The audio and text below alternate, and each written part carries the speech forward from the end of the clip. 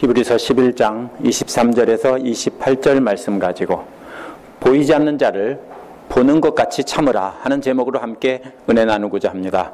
지난주 말씀은 하나님 말씀을 듣고 순종하여 알지 못하는 땅으로 나간 아브라함의 믿음의 본보기가 제시되었습니다.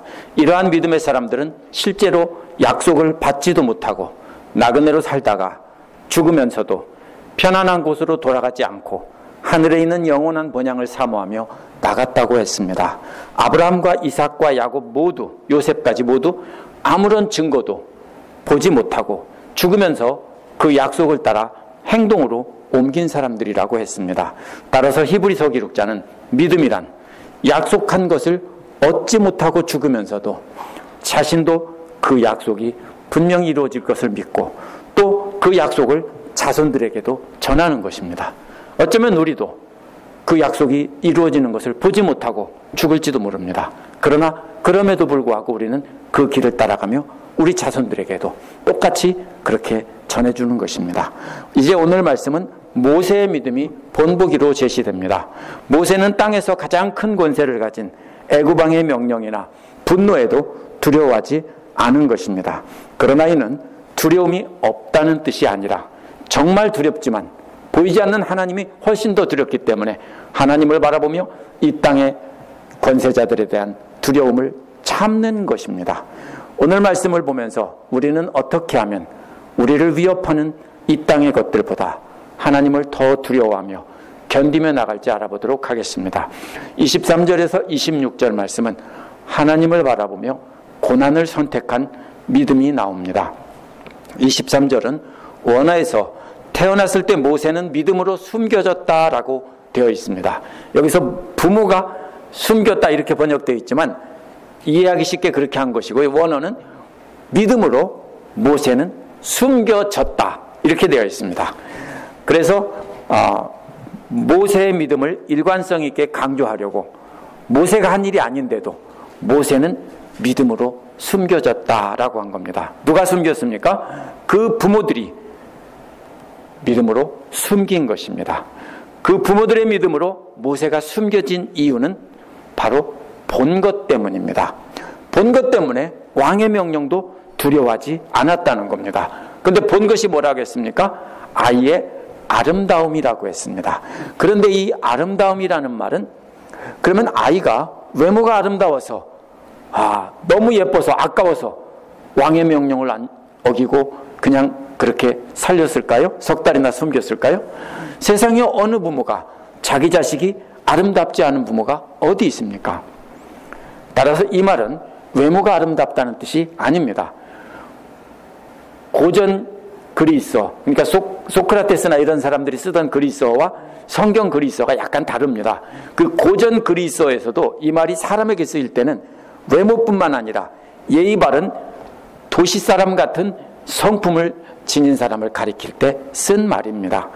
이 말이 외모가 아름답다는 말이 아닌 증거가 사도행전 7장 20절에 나옵니다. 스데반은 모세에 대해서 말하면서 하나님 보기에 아름다운 자라라고 했습니다. 아름답다는 말을 스데반은 뭐라고 증거했어요? 하나님 보시기에 아름다운 자다 이렇게 했습니다. 그렇다면 아름답다는 말은 모세가 하나님 보실 때 기뻐하신 자고 하나님 보실 때 아주 아름답다고 하신, 하나님 기뻐 받으신 그런 아기다라는 뜻입니다. 유대인 역사가 조세푸스도 이 말을 하나님의 은총을 받은 외적인 표시를 뜻하는 말로 썼습니다. 그래서 어떤 이는 한 걸음 더 나가서 외모가 아닌 하나님의 목적이 모세를 통해서 성취될 것을 그 부모가 본 것이라고 말하기도 합니다. 따라서 이것은 외모가 아닙니다. 이와 짝을 이루는 말을 보면 분명히 알 수 있습니다. 짝을 이루는 말은 왕의 명령을 두려워하지 않으면서라고 했습니다. 외모가 아름다운 것이 왕의 명령을 두려워하지 않는 것과는 상관이 없습니다. 그런데 만약에 하나님 보시기에 아름답고 이 아이를 통해서 하나님의 뜻이 이루어질 것을 부모가 보았다면 왕의 명령을 두려워하지 않을 수 있는 것입니다. 그래서 짝을 이루는 것은 계속해서 사람들의 위협과 하나님의 두려움이 계속 대조가 되기 때문에 여기서 부모가 아름다움을 보았다는 말은 하나님께서 이 아이를 기뻐하시고 이 아이를 통해서 위대한 일을 이루실 것을 보고 숨겼다라는 뜻이 되는 것입니다.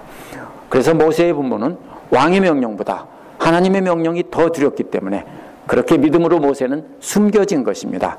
따라서 왕의 명령을 두려워하지 않았다는 말은 두려움이 없다는 게 아니고 무지 두렵습니다.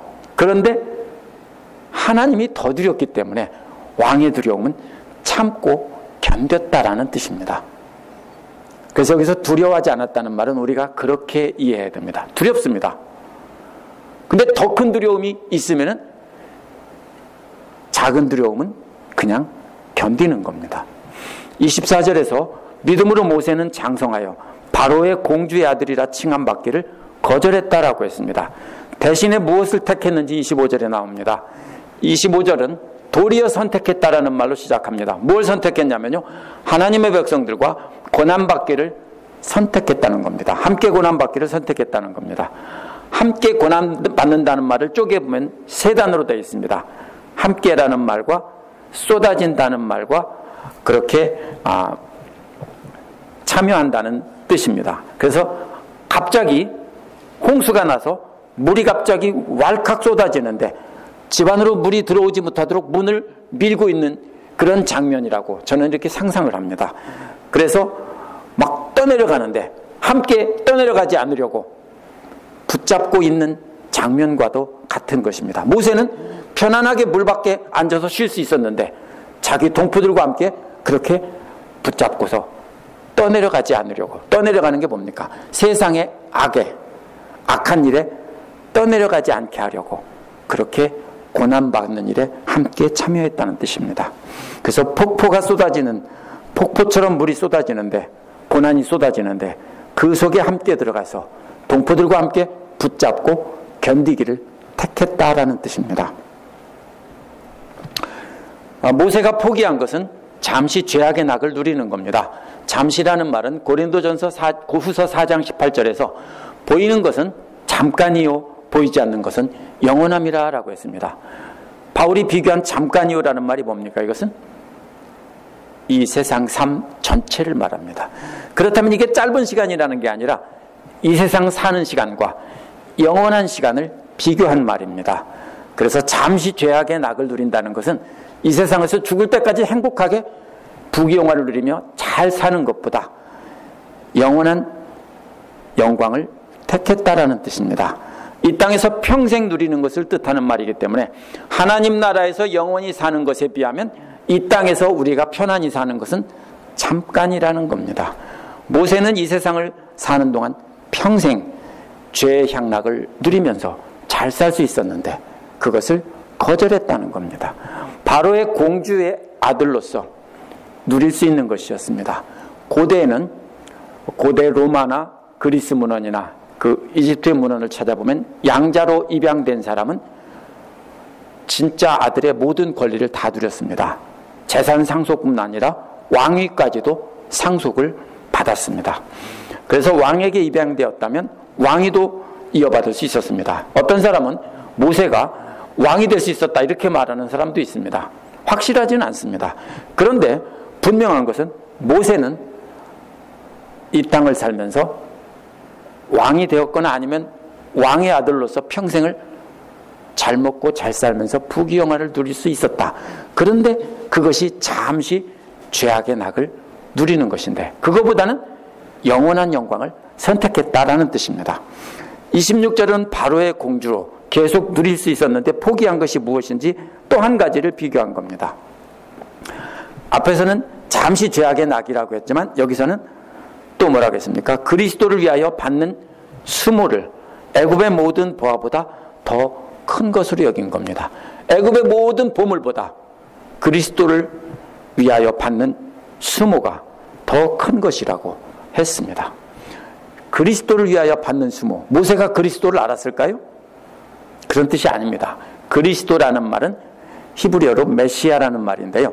기름 부음 받은 자라는 뜻입니다. 구약 성경에 계속 나오고 신약 성경에도 나오지만 구약에서는 이스라엘을 구원할 구원자라는 뜻입니다. 그래서 시편 89편 51절에서 주의 기름 부음 받은 자의 행동을 비방한 것이로소이다 라는 말에서 나옵니다. 여기서 그리스도라는 말이 본래 예수 그리스도를 뜻하는 말이 아니라 기름 부음 받은 자라는 뜻입니다. 하나님의 기름 부음 받은 자는 이스라엘 백성을 구원할 자입니다. 그런데 그 구원할 자가 모세와 이렇게 함께 했다. 아니면 모세가 그런 고난을 함께 받았다. 이런 뜻으로 이것은 본래 말한 것입니다. 그래서 그리스도를 위하여 받는 모욕이라는 말은 나중에 메시아가 받을 모욕과 똑같은 모욕을 받았다는 것입니다. 왜냐하면 모세도 그 백성을 구하기 위해서 모욕을 받았고, 나중에 이스라엘 백성을 구원할 메시아 그리스도도 역시 그 백성을 구원하기 위해서 모욕을 받은 것이기 때문입니다. 그래서 모세가 메시아처럼 하나님의 백성을 구원하기 위해 스스로 모욕받는 것을 택했다는 뜻입니다. 그래서 모욕이라는 말은 시편 69편에 5번이나 나옵니다. 근데 시편 69편에서도 믿음의 공동체를 세우려다가 모욕을 당했다라고 기록하고 있습니다.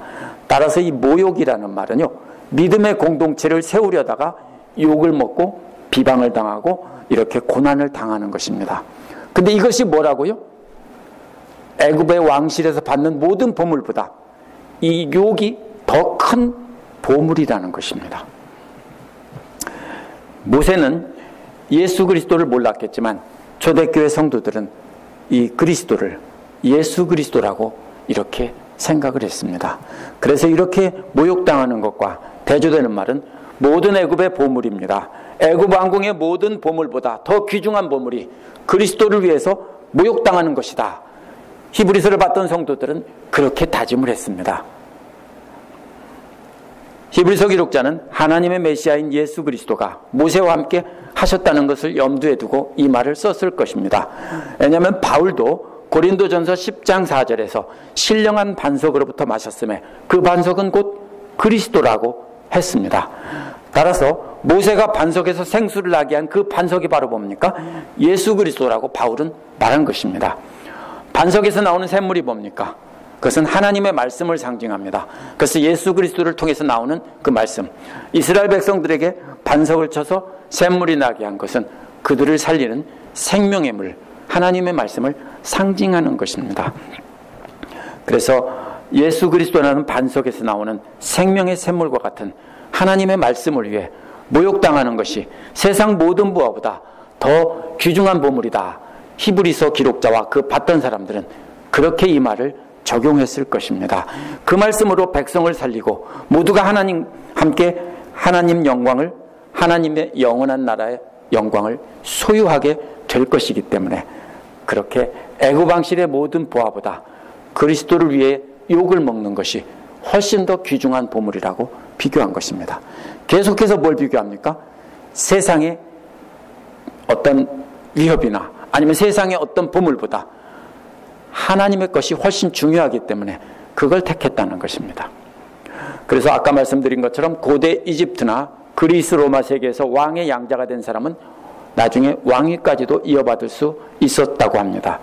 어떤 이들은 그래서 모세가 왕위 계승자였다라고 말하는 사람도 있습니다. 모세가 왕이 되지 않았다고 해도 그대로 누리고 있었다면 애굽의 모든 보물을 다 소유하고 부귀영화를 누릴 수 있었습니다. 그런데도 그 모든 것을 다 포기하고 믿음의 공동체를 세우기 위해 모욕을 당하는 것을 선택했다는 것입니다. 잠시 누리는 세상 영광보다 영원한 하나님 나라 영광을 선택했기 때문입니다. 이 말을 왜 합니까? 히브리서 기록자들과 그 받는 사람들도 역시 그리스도를 위하여 고난을 받고 있었기 때문에 그 고난을 참는 것이 영원한 영광을 선택하는 것이다라고 말하고 있는 겁니다. 26절 끝부분은 왜냐하면이라는 말로 이유를 설명합니다. 그 이유는 상 주시는 이를 바라보기 때문이다라고 말합니다. 상 주신다는 말은 10장 35절에서도 큰 상을 얻게 하느니라 여기서 나왔습니다. 여기서는 일한 것에 대한 품삯이라고 했죠. 상장이나 상품이 아니라 일한 것에 대한 품삯입니다. 그런데 그 품삯은 세상 보물이나 부경화나 어떤 것보다 훨씬 값진 것이기 때문에 그것을 바라보면서 산다는 것입니다. 그런데 바라본다는 말은 멀리서 쉬지 않고 계속 바라본다는 것입니다. 멀리에 우리가 가져야 될 곳이나 우리가 가야 될 목표나 우리가 바라는 것들이 멀리 있다면 쉬지 않고 계속 그것을 보지 않겠습니까? 만약 풍랑이는 바다에 있는데 멀리 등대불이 보인다면 계속해서 그 등대를 보고 가지 않겠습니까? 바로 그런 것입니다. 그래서 하나님께서 장차 주실 상들을 멀리서 계속 바라보고 있기 때문에 세상 부귀영화쯤은 쉽게 포기할 수 있었다는 겁니다. 왜요? 더 좋은 것 받으려고. 그래서 모세의 부모는 두려운 왕의 명령을 참고 견딘 것입니다. 그걸 보았기 때문입니다. 모세도 세상 모든 부귀영화를 다 잃는 두려움도 견딘 것입니다. 모두가 하나님을 보고 하나님을 두려웠기 때문입니다. 그러나 이들에게 두려움이 사라진 것은 아닙니다. 모든 것을 잃었을 때 어떻게 하나 하는 두려움은 늘 있습니다. 두려움이 존재하는데 동시에 더 큰 두려움이 있고 더 좋은 것이 있기 때문에 현재 우리가 겪는 두려움은 그냥 참고 견딘다는 뜻입니다. 그것이 오늘 말씀에서 히브리서 기록자가 강조하는 모세의 믿음이라는 말입니다. 27절에서 28절은 믿음으로 행한 모세의 사역이 나옵니다. 27절은 모세가 믿음으로 애굽을 떠났다라고 했습니다. 왕의 분노를 두려워하지 않으면서 떠났다고 했습니다. 모세가 애굽을 떠난 것이 두 번입니다. 한 번은 히브리 노예를 구하기 위해 감독인 애굽 사람을 쳐 죽이고 미디안으로 도망한 것입니다. 또 한 번은 출애굽 때 이스라엘 동족들을 이끌고 애굽들을 떠난 것입니다. 이게 언제일까요? 그냥 애굽을 떠났다고 되어 있습니다. 출애굽기 2장 14절 15절에 보면 모세는 애굽 사람을 죽인 것이 탄로가 나서 두려워하여 미디안으로 도망했다라고 되어 있습니다. 그렇기 때문에 이 말은 백성을 이끌고 출애굽한 것이라고 설명하는 주석가들이, 성경 해석자들이 많이 있습니다. 그러나 문제가 있습니다. 어떤 문제가 있냐면요, 히브리서 기록자는요 계속해서 시간 순서대로 기록하고 있다는 겁니다. 어떻게 기록했습니까? 아벨, 에녹, 노아, 아브라함, 모세 모두 순서대로 기록하고 있습니다. 뿐만 아니라 모세의 생애도 세 단계로 나누어서 설명하고 있는데요, 태어나서 40세까지, 또 40세에서 80세까지 미디안 광야에서, 그 다음에 80세부터 120세까지 이렇게 세 단계를 순서대로 설명하고 있다는 것을 볼 수 있습니다. 그래서 이 말은 모세가 믿음으로 미디안 광야로 떠난 것이며 출애굽이라고 하면은 맞지 않는다라고 말합니다. 그래서 이 말이 출애굽으로 본다면 모세의 세 단계 생애와 맞지 않는 것입니다. 그래서 오늘 본문을 되돌아보면 분명히 알 수 있습니다. 23절에서 26절은 태어나서 40세까지 바로의 왕궁에 있을 때 그 시간을 설명한 것입니다. 28절은요, 6월절 양의 피를 바르는 출애굽하기 전날에 대해서 말한 것입니다. 그렇다면 28절은 모세가 80세 이후에 이스라엘 백성을 이끌고 애굽을 떠나기 전 사건을 말한 것입니다. 그런데 27절은 다시 그 뒤에 출애굽이라고 하면은 히브리서 기록자는 이렇게 순서를 바꿨을 이유가 전혀 없습니다. 그렇다면 27절은 40세에서 80세까지 미디안 광야에서 생활한 것이 되어야 됩니다. 근데 문제가 뭡니까? 구약에서는 두려워해서 도망갔다고 했는데 히브리서 기록자는 두려워하지 않았다라고 말한 것입니다. 어째서 히브리서 기록자는 믿음으로 애굽을 떠났다고 할까요? 미디안 광야로 도망간 것을. 그래서 모세가 두려워하지 않은 것은 수동적인 인내라고 설명을 합니다. 수동적인 인내가 뭡니까? 모세가 공사 감독을 죽인 것도 히브리 노예들을 자극해서 반란을 일으켜 성공할 가능성이 있었다라고 말하기도 합니다. 그래서 그냥 욱하고 그냥 쳐 죽인 게 아니라 내 동포를 이렇게 구하면서, 그러면 사람들이 영웅으로 보고 우하고 일어나면은 반란을 일으켜서 이렇게 떠나려고 계획지 않을까, 이렇게 설명하는 사람들도 있습니다. 조금 지나친 상상일 수 있습니다. 그러나 이 말이 수동적 인내라는 말을 잘 설명을 합니다. 히브리서 기록자가 두려워하지 않았다. 수동적 인내가 뭡니까? 바로 우리가 수동적인 인내라는 말을 이해하기 위해서 23절로 돌아가 봐야 됩니다. 23절에서 부모들은 하나님의 은총을 받은 것을 보고 왕의 명령을 두려워하지 않았다고 했습니다. 두렵지 않았을까요? 집사님들이라면 두렵지 않았을까요? 우리 성도님들 아들을 숨겨놨어요. 근데 걸리기만 하면 아기도 죽고 부모도 죽고 다 죽어요. 두렵지 않을까요? 절대로 키울 수 없어요. 왜냐하면 반드시 들키게 돼 있어요. 그렇죠? 시간이 지날수록 언제 들키느냐 그 차이지 반드시 들키게 돼 있습니다. 두렵지 않을까요? 두렵죠. 모세의 부모도 두려웠던 거예요. 근데 두려워하지 않았다고 한 말이 무슨 뜻이에요? 수동적 인내라고 그랬죠. 더 두려운 것이 있기 때문에 두려움을 참고 견뎠다라는 뜻이에요. 그래서 왕의 명령보다 하나님의 명령이 훨씬 더 크기 때문에 그 두려움을 그냥 견뎠다라는 뜻입니다. 그래서 모세는 왕의 분노가 두려워서 도망한 것이 아니라고 이렇게 말을 합니다. 모세는 하나님께서 이스라엘을 구원하신다는 약속을 알고 있었다는 겁니다. 그래서 하나님께서 구원하실 때를 기다리며 믿음으로 40년을 참은 것이라고 말을 합니다. 그는 우리가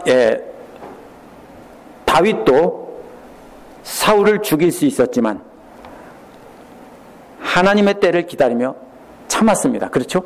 바로 죽일 수 있었지만 모세도 처음에는 뭐라고 생각했을까요? 지금이 하나님의 때다라고 해서 행동을 했을지도 모릅니다. 그런데 하나님이 아니라고 하자 뒤로 물러났다라고 이렇게 이해할 수 있습니다. 그래서 40년 광야에 머문 것은 하나님의 때를 기다린 것이고 두려워서가 아니라고 말을 합니다. 모세는 한번 잘 생각해 봐야 됩니다. 이집트 왕의 아들이었습니다. 왕자가 신분이 낮은 공사 감독, 우리 뭐라고 합니까? 노가다 10장이라고 하죠. 우리 말로는 보통 노가다 10장이라고 그래요. 공사 감독 하나를 죽였다고 왕자가 죽을 일일까요? 어머니에게, 왕비인 어머니에게 간청을 하면 벌은 받을지라도 살려주지 않을까요? 그게 도망간다고 될 일일까요? 그렇게 볼 수 없습니다. 그래서 히브리서 기록자는 모세가 믿음으로 떠났다라고 한 것입니다. 모세가 이집트 왕궁을 떠난 것은 왕이 죽일지도 모르는 두려움 때문이 아니라 아직 하나님의 때가 되지 않았다라고 생각해서 하나님의 때를 기다리며 40년 동안 참고 기다렸다라는 것입니다. 모세가 두려웠을까요? 계속 두려웠을 겁니다. 언제 애굽 왕이 사람을 보내서 자기를 죽일지도 모른다는 생각을 항상 했을 겁니다. 두려웠지만 뭐가 더 두렵습니까? 하나님이 더 두렵기 때문에 그 두려움을 참고 견뎠다. 이것이 바로 수동적 인내라는 말의 뜻입니다. 하나님의 명령이 세상 어떤 사람의 명령보다 더 두렵기 때문에 사람들의 두려움을 참고 인내했다는 것입니다. 그래서 27절 뒷부분은 왜냐하면이라는 말로 그 이유를 설명합니다. 모세는 보이지 않는 것을 아니하는 자를 보는 것 같이 참았다라고 했습니다. 히브리서 기록자는 보이지 않는 자를 보는 것 같다라는 말을 그리스도라고 보고 있습니다. 그래서 2장 8절에서 우리가 만물이 아직 저에게 복종한 것을 보지 못하고라고 했습니다. 모든 만물이 아직 그리스도께 복종한 것을 보지는 못했지만 2장 9절에서 우리는 본다라고 말했습니다. 그렇죠. 그리스도가 재림하는 것을 못 봤죠. 그런데 2장 9절에서 우리는 본다라고 했습니다. 9장 28절에서도 그리스도께서 두 번째 나타나시리라고 하면서 실제로 두 번째 나타나는 거 봤습니까? 못 봤습니다. 그런데 본다라고 한 것입니다. 모세도 하나님을 볼 수 없는데 보이지 않는 자를 보고 있다라고 하는 겁니다. 참았다는 말은요, 무거운 것을 꽉 잡거나 밀면서 견딘다는 뜻이에요. 그게 참는 거예요. 어떨까요? 벽이 무너져요. 그래서 붙잡고 있는다고 합시다. 다 같이. 어떨까요? 재밌을까요? 아니요. 죽을 것 같겠죠? 근데 놓으면 다 죽는다고 하면 어떻게든지 붙잡고 있겠죠? 그게 참는다는 말의 뜻입니다. 앞에서 함께 고난이 쏟아지는 것을 받는다는 말과 의미가 말은 다른 말이지만 통하는 말입니다. 함께 고난이 쏟아지는 것이, 여기서는 그것을 막기 위해서 함께 꽉 붙잡고 견디는 모습과도 같은 것이 참았다라는 말입니다. 그렇다면 25절에서 함께 고난을 받는다는 말과 연결이 됩니다. 함께 고난을 받는다는 말은 함께 악한 것이 쏟아지는 것을 함께 받는다는 뜻이기 때문입니다. 그래서 모세는 40년간 광야에서 하나님의 때를 기다리고 참고 견딘 것이 바로 안간힘을 다해서 그 두려움을 견디면서 그냥 하나님의 때를 기다렸다는 뜻입니다. 믿음이 아니라면 미디안 광야라는 데는 아무것도 없는 사막이에요. 거기에서 40년을 버틸 이유가 없습니다. 어디든지 다른 데 가서 살지요. 28절은 이제 하나님의 때가 되어 모세가 다시 이집트로 들어가서 바로와 맞서 싸우는 장면입니다. 10재앙 중에서 마지막 재앙의 장면이 나와 있기 때문입니다.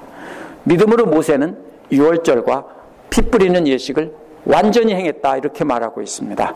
6월절은 출애굽기 12장 3절에서 10절에 나옵니다. 어린 양을 잡아서 그 피를 문설주에 바르고 그 고기는 불에 구워 먹는 것이 6월절입니다. 6월절과 피를 뿌리는 것을 나누어 설명하는 것은 양을 잡는 것과 그 다음에 피를 뿌리는 것 두 가지를 순서대로 설명하기 위해서 6월절과 피를 뿌리는 것 이렇게 말한 것입니다. 모세는 하나님을 두려워하여 하나님의 명령을 따라 그대로 행했다라는 것입니다. 장자를 멸하는 자로 그들을 만지지 않게 하려는 것이라고 했습니다. 장자를 멸하는 자는 하나님께서 보내신 사자입니다. 히브리인들은 장자를 죽이는 것은 고사하고 만지지도 못하게 하려고 6월절과 피를 뿌리는 예식을 순종해서 완전히 행했다는 겁니다. 초대교회 성도들은 6월절을 예수 그리스도의 십자가의 죽음과 연결시켰습니다. 왜냐하면 예수님이 마지막 만찬 때 그렇게 말씀하셨기 때문입니다. 이때도 모세는 바로왕의 위협을 계속 받았지만 두려워하지 않았습니다. 하나님의 분노를 훨씬 더 무서워했기 때문입니다. 그래서 왕의 분노를 견디며 이길 수 있었습니다.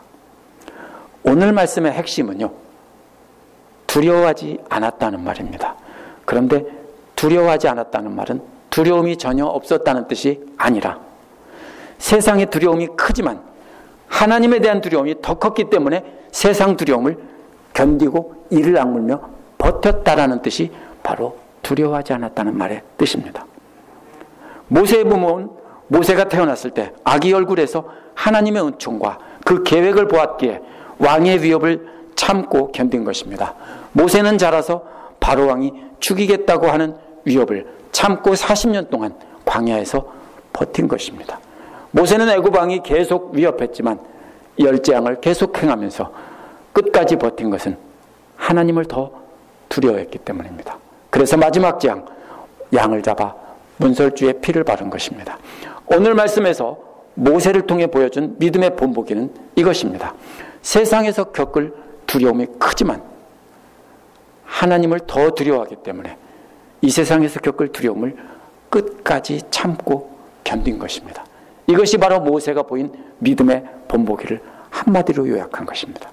모세는 폭포처럼 쏟아지는 고난을 백성들과 함께 몸으로 맞고 온몸으로 온 힘을 다해 버텼다라는 것입니다. 그것이 오늘 말씀에 나온 믿음으로 두려워하지 않았다는 말의 뜻입니다. 믿음이란 두 가지 두려움이 함께 존재합니다. 그런데 그 중에서 하나님의 뜻을 선택하고 세상이 주는 두려움은 그냥 이를 악물고 버틴다는 뜻입니다. 그것이 바로 두려워하지 않았다는 말의 뜻입니다. 제가 죄송하지만 제 얘기를 한번 해보겠습니다. 이것은 우리 성도님들이 적용을 돕기 위해서 하는 것입니다. 제가 46세의 나이에 아내와 함께 직장을 그만두고 미국으로 오기로 결정했을 때 두려웠을까요? 두렵지 않았을까요? 엄청 두려웠습니다. 왜냐하면 모든 걸 다 걸었기 때문입니다. 그 친한 사람을 모두가 말렸습니다.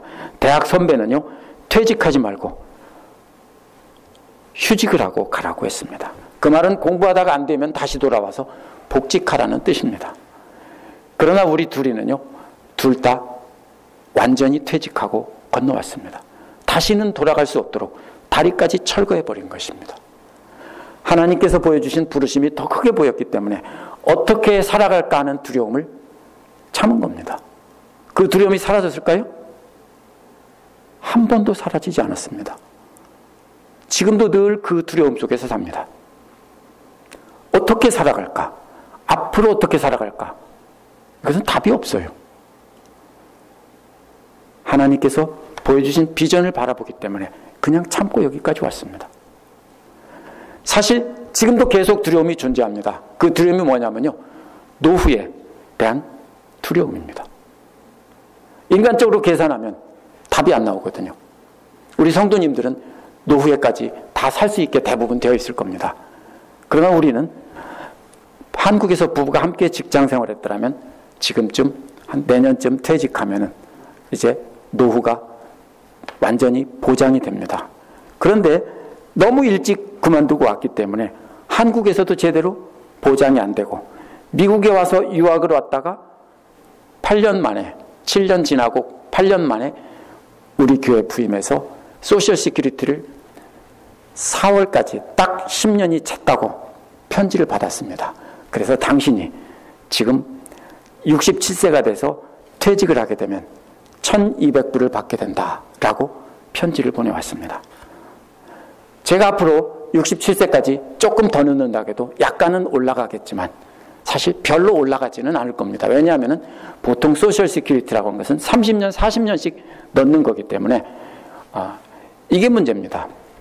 그러면 항상 무슨 두려움이 있냐면요, 그 두려움은 항상 존재합니다. 어떻게 살아가지?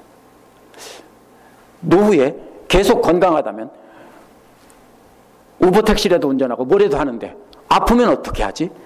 이게 항상 걱정입니다. 그런 두려움이 항상 존재합니다. 제 솔직한 말입니다. 만약에 그런데 노후를 생각했다면요, 우리 교회에서 3년, 4년쯤 하다가 그만두고 그때쯤은 돈이 되는 일을 찾아서 갈 수 있었습니다. 제가 아는 목사님은 그렇게 목회를 그만두고 비즈니스를 열어서 지금 가게가 몇 개나 되고 돈도 많이 벌어서 안정된 삶을 살고 있습니다. 저도 그랬어야 됩니다. 그랬으면 지금 10년 동안 아마 살 길을 찾았을 겁니다. 그런데 참고 그냥 견뎠습니다. 왜? 하나님께서 최선의 길로 인도해 주실 걸 믿기 때문입니다. 제가 자랑하는 게 아닙니다. 두 가지 두려움이 항상 존재한다는 것을 예로 든 것입니다. 제 이야기라는 것은 오늘 말씀을 적용할 점을 우리 집사님들, 성도님들이 찾으라고 제가 말씀을 드린 겁니다. 각자에게 세상의 두려움이 무엇인지를 생각해 보시기 바랍니다. 어쩌면 하나님이 주는 두려움을 보지 않고 지금 세상이 주는 두려움을 붙잡고 그것에 매여서 살고 있을지 모릅니다. 아니, 대부분은 다 그렇게 붙잡고 살고 있습니다. 안 그렇습니까? 솔직히 말하면 세상이 주는 두려움 때문에 하나님이 주는 두려움을 무시하고 우리는 세상이 주는 두려움을 피하려고 그것을 붙잡고 지금 살아가고 있습니다. 어떤 두려움이 있는지 저는 모릅니다. 우리가 헌금을 하고 시간을 쪼개서 봉사를 하고 하나님께 예배를 드리는 것이 다 세상의 두려움을 그대로 떠안고 해야 되는 겁니다. 그 중에 어느 하나도 세상의 두려움과 맞서지 않는 것이 없습니다. 적당히 헌금하고 적당히 예배드리면서 적당히 거룩한 척하고 적당히 사랑하며 살면 우리는 두려움을 피할 수 있습니다. 그런데 진짜로 하나님을 사랑하며 살면 우리는 두려움을 피할 수 없습니다. 만약 우리가 하나님의 뜻을 따라가며 세상과 타협하지 않는다면 우리는 그 세상이 주는 두려움은 죽는 날까지 우리를 따라다닐 겁니다. 그것이 바로 모세의 부모가 겪은 두려움입니다. 두려움은 사라지지 않았어요. 죽는 날까지 따라다녀요. 그러한 두려움을 온 힘 다해 버티면서 끝까지 참고 견디는 겁니다. 그러나 우리는 하나님께서 주실 영원한 하나님 나라의 품삯이 세상의 어떤 영광보다 크기 때문에 우리에게 쏟아지는 두려움과 고난을 온몸으로 견디어내는 것입니다. 그것이 바로 보이지 않는 분을 보는 것처럼 참는 것입니다. 기도하겠습니다.